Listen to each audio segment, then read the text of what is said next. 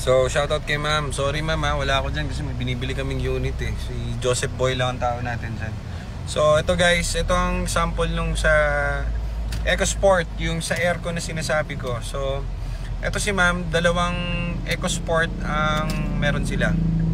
Tapos, yung una nilang EcoSport, kasi nakita nila yung videos natin, kapitbahay natin to eh. Hindi niya sa akin binili yung EcoSport ha. So, binili niya sa iba. So, masyado niya mahal na bili. Tapos nakita niya kapitbahay niya lang ako. So doon niya pina-PMS yung unit niya. Ang naging sira sa kanya is yung ganyan. Ay, hindi pala nakikita rito. Yung dashboard ng ano niya, ng EcoSport. So nasisira, pundido nung binili niya. Dahil sa back to zero. So nag-short yung ano niya, yung dashboard, yung gauge panel nung odometer niya nasira. So sa ating pinapalitan, na-repair natin, binili natin ng brand new ano. Nagastos siya doon siguro mga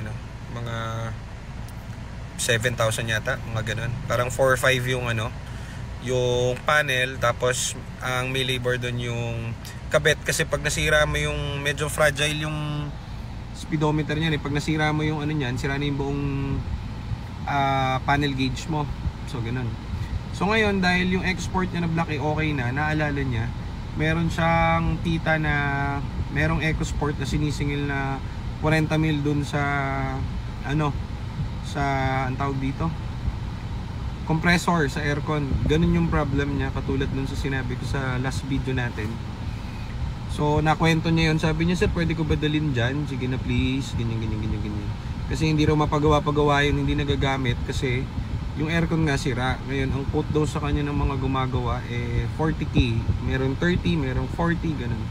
Hindi nila mapago, so kawawa naman. So, sabi ko, naku, madali lang yan eh. Sige, dalhin nyo rito. So, yan, dinala nila kanina. Ginastos nila is 1.8. So, guys, hindi kami nagre-repair. Baka dalhin nyo yung mga unit nyo sa amin. Hindi. Pag board lang kami, saka namin nire-repair kasi sales kami ng kotse. Okay, so, sinasabi lang natin or sinishare lang natin yung knowledge natin dyan sa common problem na yan na easy fix naman na ang ginagawa ng iba ay pinabibili pa ng bagong compressor. Hindi ako nagmamagaling sa aircon, hindi ako taong aircon, pero sa 200 plus units na EcoSport na nabenta namin, kahit isang beses di pa ako nakapagpapalit ng compressor. So katulad nila ma'am, ay kawawa naman yung may-ari kasi di nila magamit yung kotse.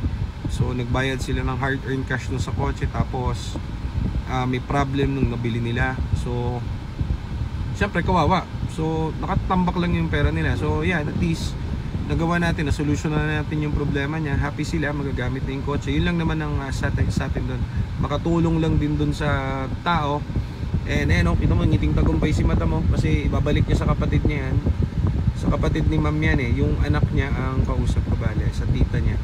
So babalik na nila yung kotse ng nakangiti dahil hindi sila gumastos ng 40 mil. Gastos nila is 1.8 kasama yung pre-on. So ayan tipid tips.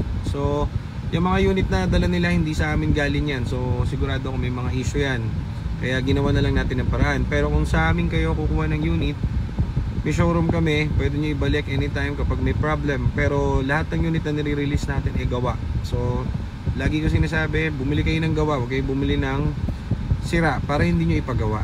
Okay, so yun lang muna guys, thank you and sana nakatulong. Ngiting tagumpay si madam, best friend ko yan So salamat.